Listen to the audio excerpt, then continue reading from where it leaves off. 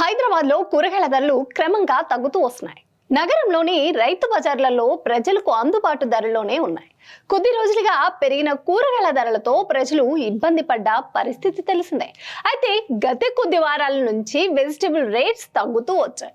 ఈ క్రమంలో బుధవారం నగరంలోని పలు రైతు బజార్లో సామాన్యుడికి అందుబాటులోనే ఉన్నట్లు వినియోగదారులు చెబుతున్నారు. రైతు బజార్లతో పోలిస్తే రిటైల్లో వీటి ధర కాస్త ఎక్కువగానే ఉంది.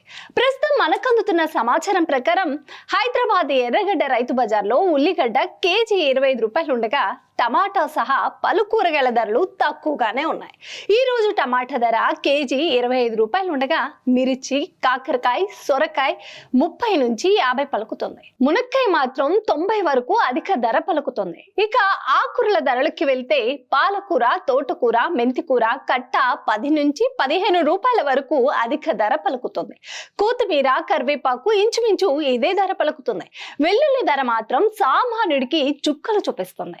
400 వరకు పలుకుతుంది. అల్లం ధర మాత్రం సాధారణ స్థాయిలో పలుకుతుంది. 100 నుంచి 120 మధ్యలో ఉంది. కాయగూరల ధరలు తగ్గినా నిత్యావసరాల ధరలు పెరగడంతో సామాన్యులు కొనడానికి భయపడాల్సిన పరిస్థితి ఉంది.